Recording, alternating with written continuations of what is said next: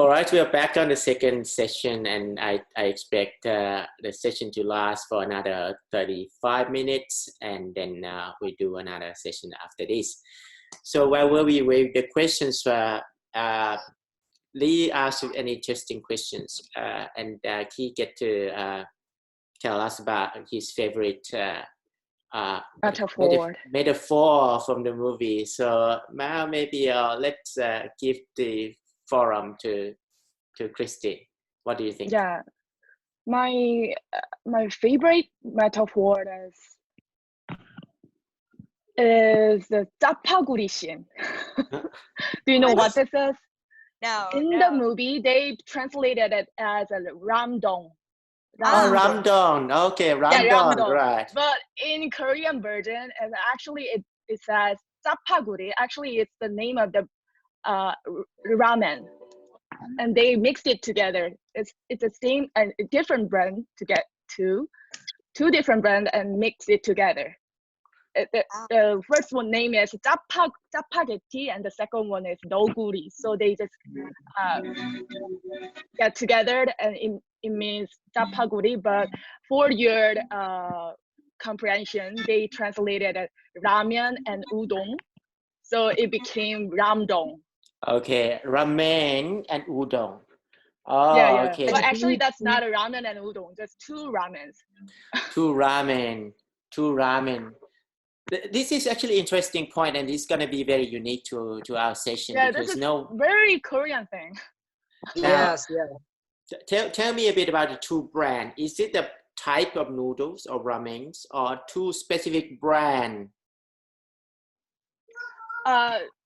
As far as I know, two are come from the same brand, isn't it?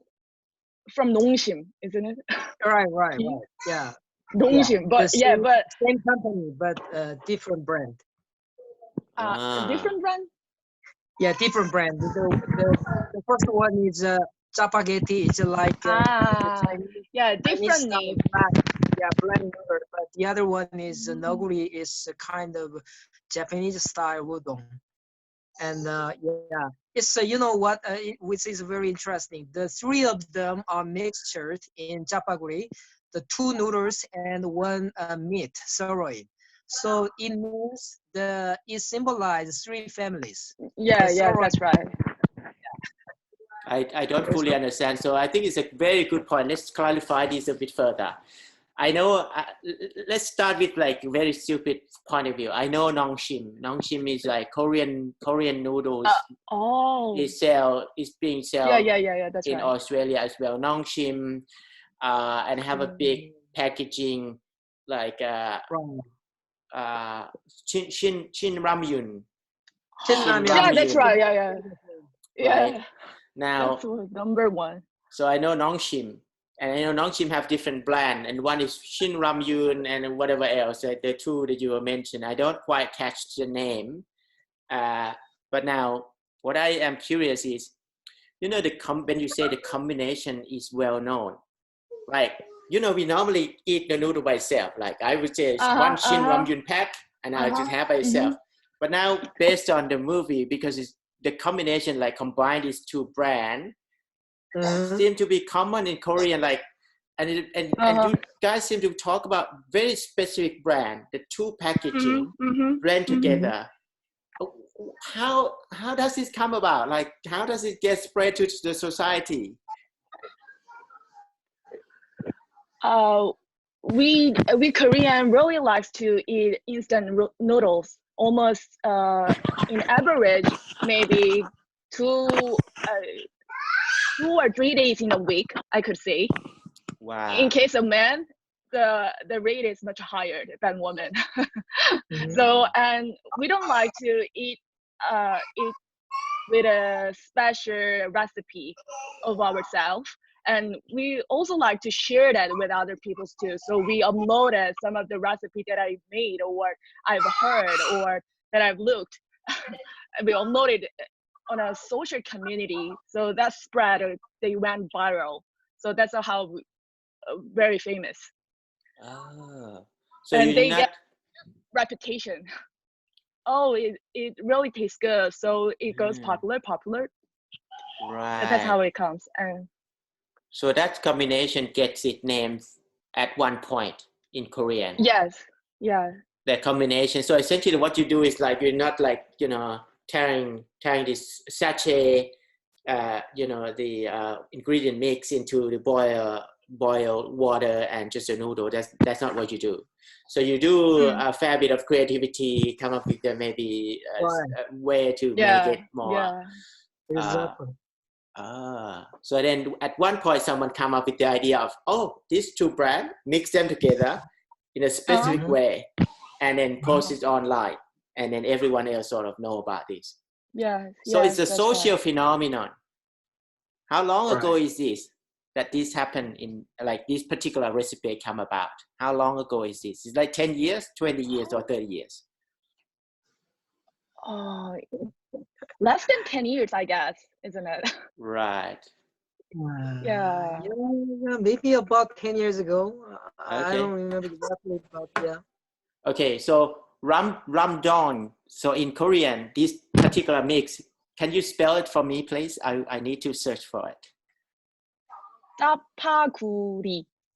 How do you spell it? P-A-K-U-R-I?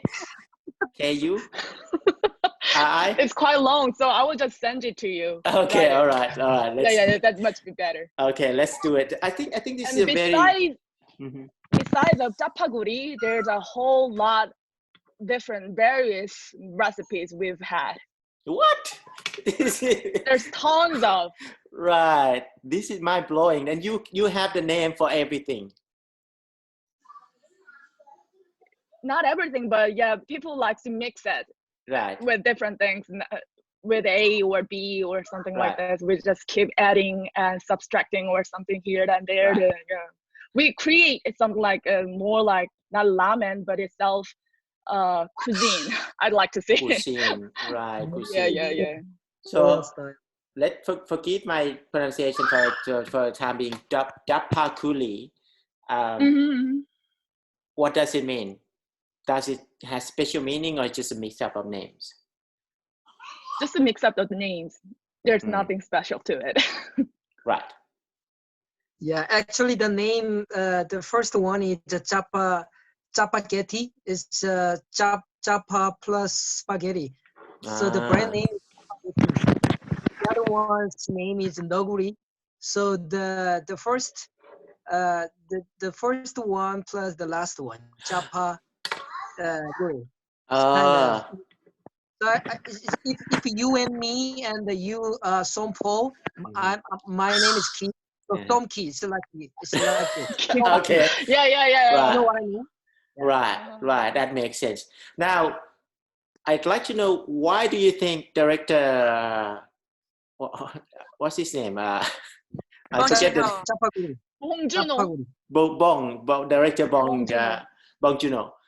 Director, why do you think the director chose this recipe? What do you think he want to portray with this particular recipe? Why did he pick it to appear in that scene? Let's go with Director Key first. Yeah. As I know, to my knowledge, the instant noodle is for average poor families, but sometimes the rich people like eating this instant noodle. So it means how it's when it comes to the food. I mean the rich people or the poor people can share the same the recipe and menu. So it symbolizes actually there is not so big gap between the rich and the poor. And also the one only difference is that the above sirloin. that on top of that they can put the sirloin, Korean the sirloin, which is very expensive in Korea. So maybe for the rich people, their recipe is a little different from the poor people. But yeah, but the cuisine, the local cuisine could be the same for all of the guys, whether it is rich or poor. But correct me if I'm wrong. This scene, we're talking about the scene where the Came back from the camping. Yes, Mrs. Elder. Park, right? Mrs. Park. Isolation. She was on the phone and said, "Well, okay, we're gonna be back home." And then this the song, he is the crazy younger kid. about this menu, right? And then the Chung Suk, which is the wife of the Kim family. Yeah. She said, "What the hell is this?" Right? She saw like yeah. She was like, "I never heard of this." Is it true that there'll be some people who don't know this?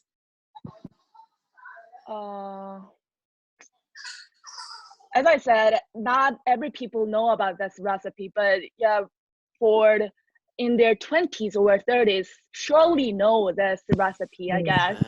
I believe, but yeah, she's in middle stage, 40 or 50, I guess. Exactly. Hasn't heard about it. Maybe, but her kids, I mean, the tutor and the Jessica will know about this recipe, but she's the one who's cooked. So she didn't heard about it. So she asked the former housekeeper, Moon Guang, what the hell is it? But Moon Guang is already familiar with it or used to it, make it. Yeah, she did it before. Because they asked it before, I guess, right? So yeah, that's how she knows. She asked Moon Guang. Okay. Right. And then for your reference, they said, okay, here's the japaguri. I will show you what it is. So they just put the line in. Well, what the hell is it? That represents your mind. So what the hell is japaguri? Yeah, they use the line because of that, I think. Right. Bong Joon-ho used that line, put into it to represent your mind. To represent your mind. I mean, to understand some of the foreign audiences who never heard about japaguri. So, okay, I will show you what it is right now. I see. So listen carefully. Right. So essentially, he tried to draw the viewer attention. Yeah, draw the attention. To try to understand what this is. Yeah. That's right. And you know, for the movie like that, it's the movie that designed every scene very carefully. It bloody dedicated a lot of time with this recipe for at least 1 or 2 minutes. I remember also that later on, that was after that scene, there was this Mrs. Park. She said, well, the song is not doesn't want to eat, and then Nathan this is like Dong Juk, like Nathan, like the Mr. Park, he doesn't want to eat either, so she eat it by herself. And I remember that scene. She picked the sirloin. She doesn't pick the noodle. She picked the sirloin. Wow. To put into her mouth. Okay. Did you see that? Yes, I see the scene. I saw the scene like in the bowl when it put on her table, and she sort of asked Chong Suk, who cooked that, like, do you want to eat it? And he said, oh, I changed my mind. I want Nathan to have it. And then she asked Nathan later that, do you want to eat it? And Nathan was like, no, I'm going to sleep. And she's like, okay, I'm just gonna eat it myself. However, the scene that comes after that is when, if you recall, what's her name? The Dahe. She was older sister. Yeah, the older sister. She was in the room. And then Kevin was underneath the bed. The tape. Yeah, underneath the bed, right? And then the dog was like, it's like she is asking the dog, like, what are you watching? And then later on, she picked the dog rather than looking underneath the bed. And she come out and talk to her mom, like, Mom, what's going on? Like, you don't even ask me. I like this noodle too. You don't ask me.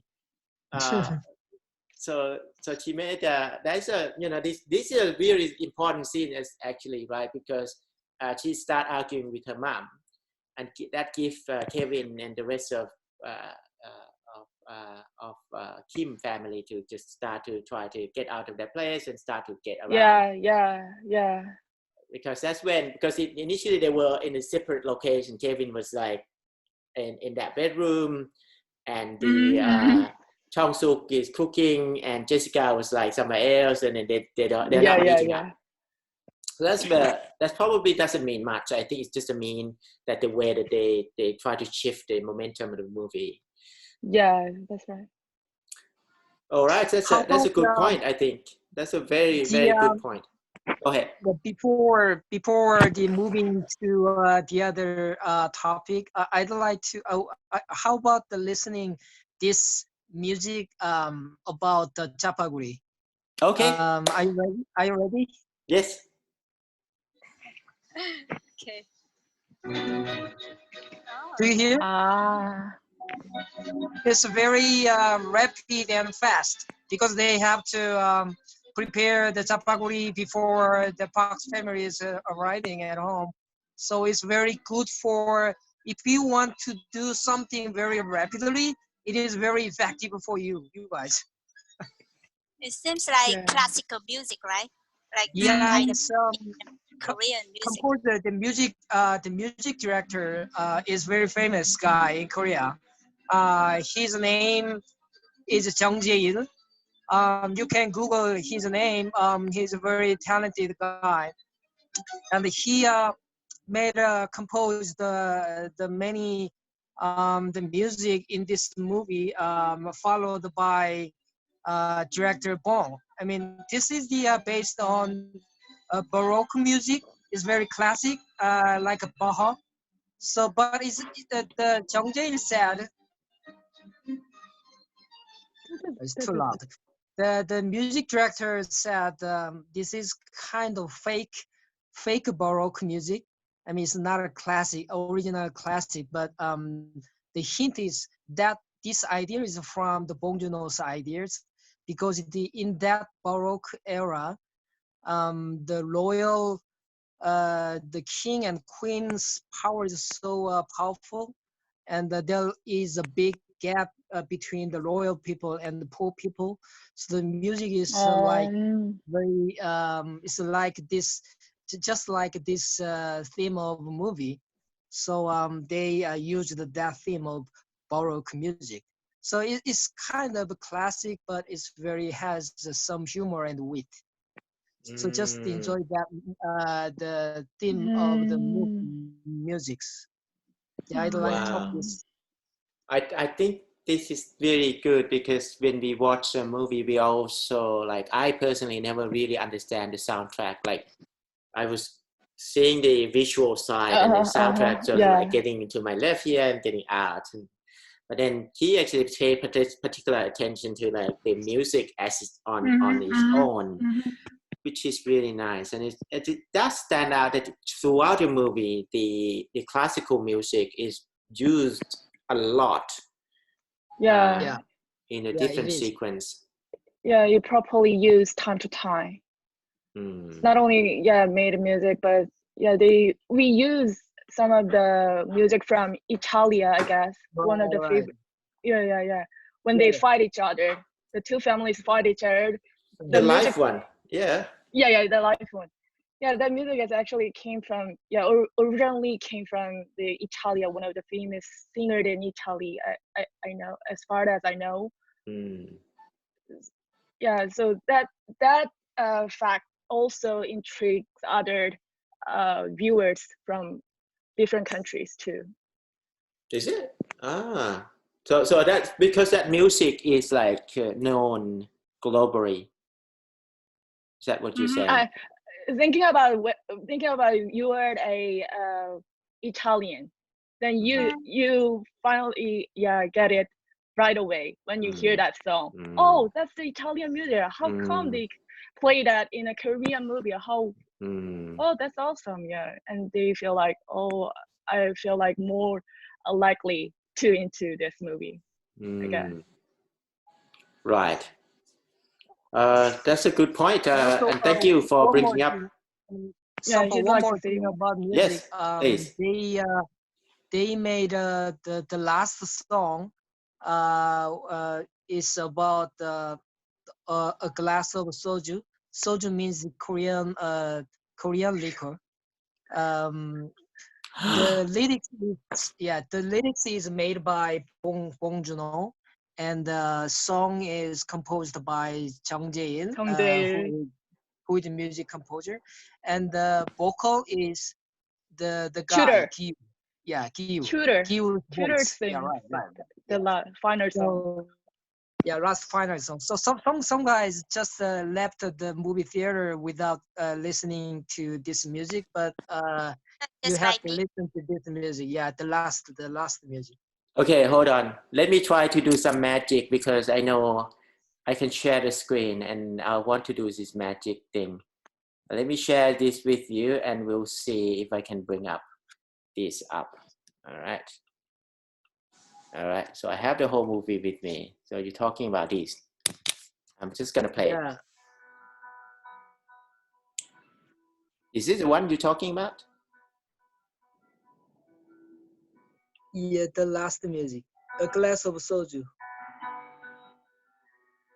Is this the one? The song. Credit, right? That's the end credit.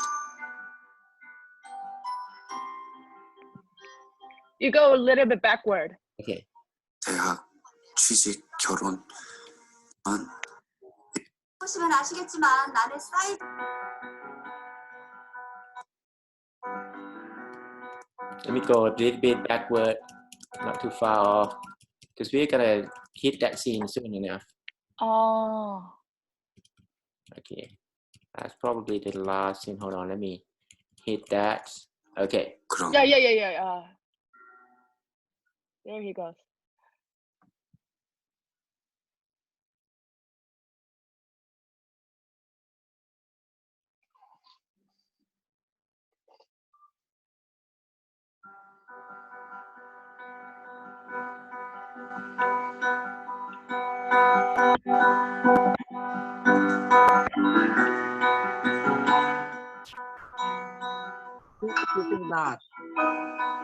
All right, so that's just a sample. It's magic. I can share the screen with you, so I'm so happy. I've been practicing doing that yesterday. Good job. That was a big deal for me. I was testing to see if you can hear the sound going through. He has. No, Ki is trying to show us something. Okay, let's try. Go ahead, Ki. You're ready. The melody is quite upbeat, but the lyrics is very sad. That's kind of ironic. And okay. That lyrics really represent those what kind of things happen after the movie. Okay, now you get my attention. So Kia, we can't hear from you, but in the meantime, Christine, can you describe the lyrics like in your memory? What does it talk about? Actually, I didn't hear the whole song, but after that conversation, I'd like to translate those lyrics to you guys. Okay. For some reason, the main theme is mm-hmm. About I will keep trying harder and harder. I keep to work myself. We need to understand that a bit more. Key, can you explain that a bit more about that song? Like, first of all, I noticed that when I hear it, I see music, but I didn't see any voice. So in terms of like, I don't see any singing. Key, you are on mute. I think you're on mute. Hold on. You have to turn off the sound. Yeah. Okay. Oh, you've been turning yourself off the whole time. Okay. No wonder why we can't hear your music. Yeah. Okay. I will share this music. By some ways. But anyway, this music is the lyrics is about the actor's voice is it means the poor people's the feeling and emotion about this society. It's it feels like I mean the bittersweet. It's like the genre, the music genre is later is like mixed one. It's like a movie genre. It's from the ballad or the rock and roll or some several genres mixtures. It reminds Anyway, me like 90s vibe. 90. yeah, right. The vibe of 90s vibe and Yeah, the moody. reminiscence. Yeah, right. The when you listen to this music, maybe you need to drink something. It's kind of, yeah, it's make you feel more moody. Yeah. So you need to drink Korean soju. Right. So that's why the title is soju, a glass of soju. Now, because we touch on that, it's quite cultural topic. This is the first time I hear about soju. Is soju comparable to Scotch whiskey, or?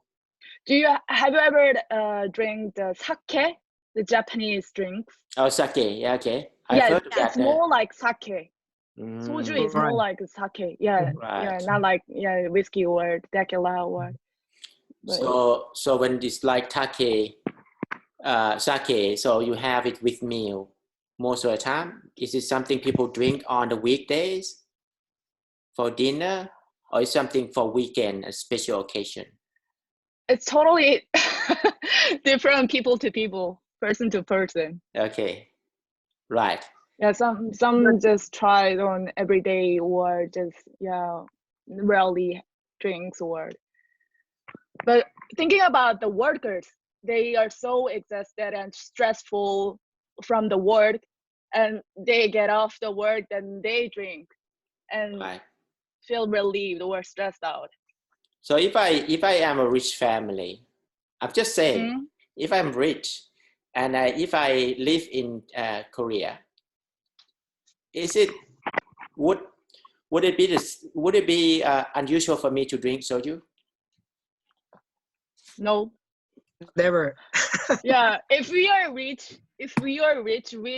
we'd prefer to go fancy bar and drink some of the expensive drink alcohol. Yeah, Tony Walker or yeah. That's right. So you're saying the song itself, the glass of soju, actually is about poor people. Soju symbolize some of the poor people or the normal people.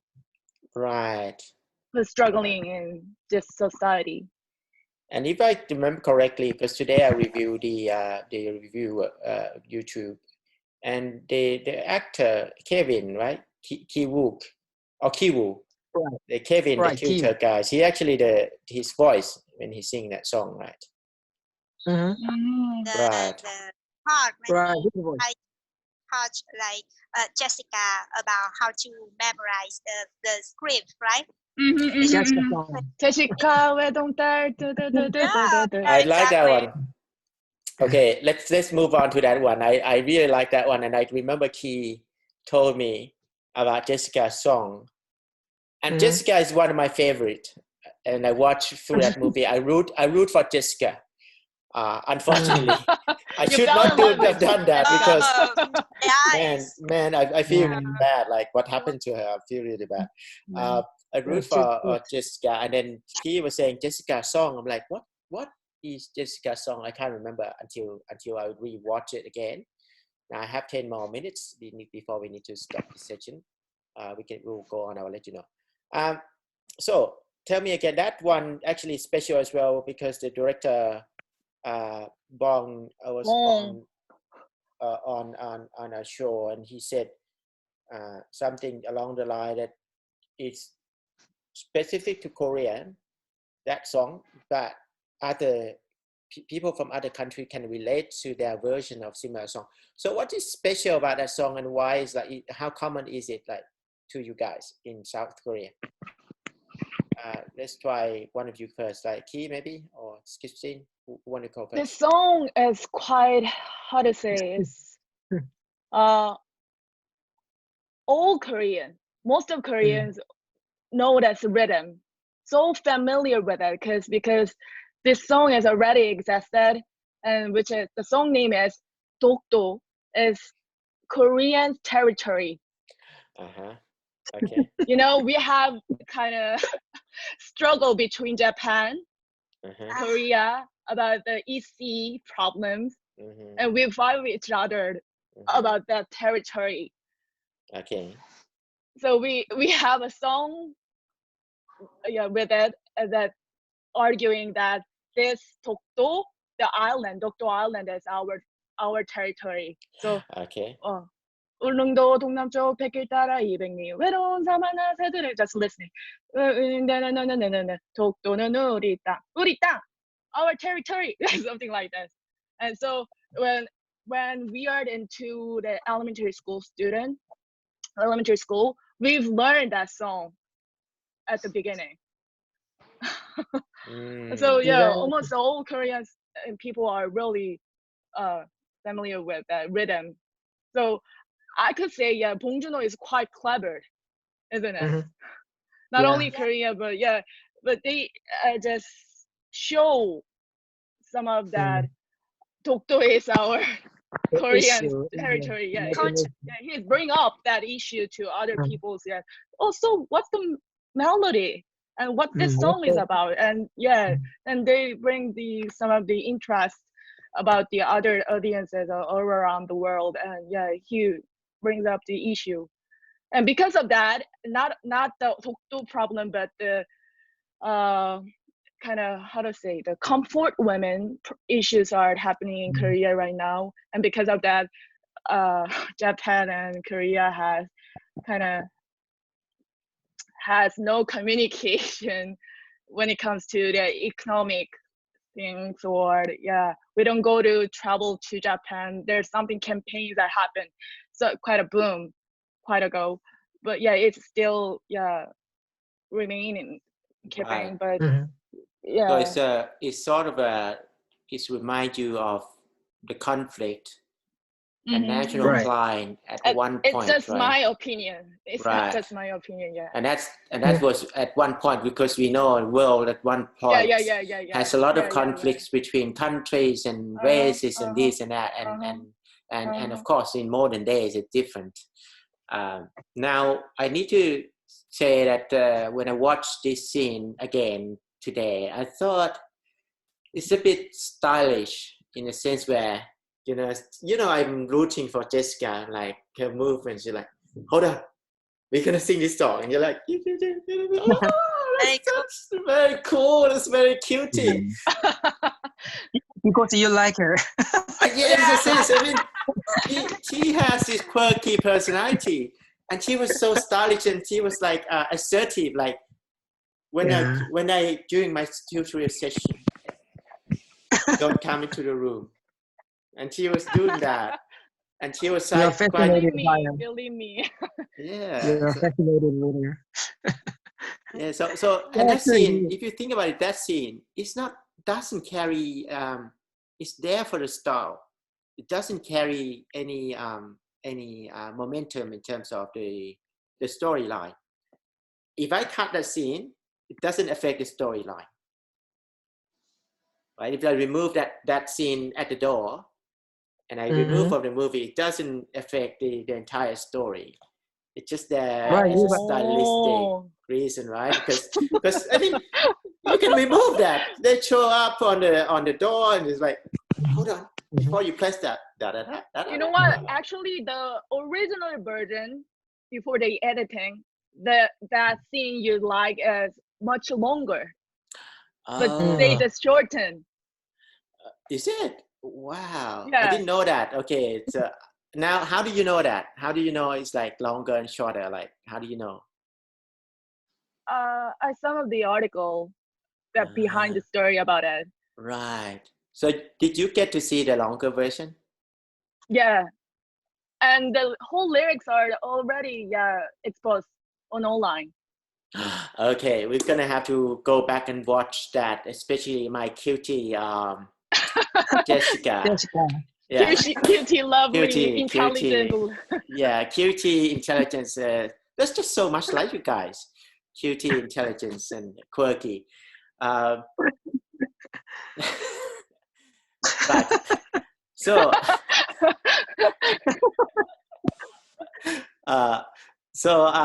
let's try to get on to maybe a few other topics. I know that Lee has some more questions. I'm so like, when I have interviewees and people come on the show and have more questions than I do. So I'll give you an opportunity to ask more questions from your list, Lee. Oh, yes, let me think a bit. I've watched some interviews of the director, the Bong Joon-ho director, and he said that he have a very weird personality. But for me, like extraordinary. I mean, the way I like his sense of humor, and he was like, he didn't intend to control audience feelings. He just created what he likes to, like bring some unpredictable plot, like it is a mix of many genre, like thriller, like some psychology and comedy, I guess.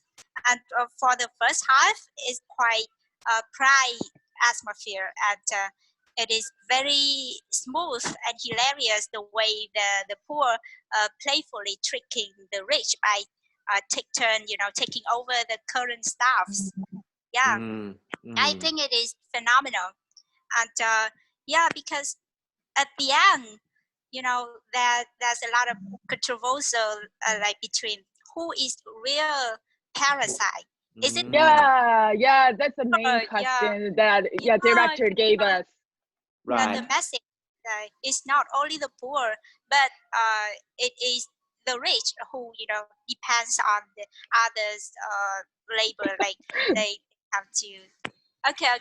All right, I'm sorry. I have 1 minute left. I need to pause this session. I'll see you in 3 minutes. Okay? Yeah. Okay.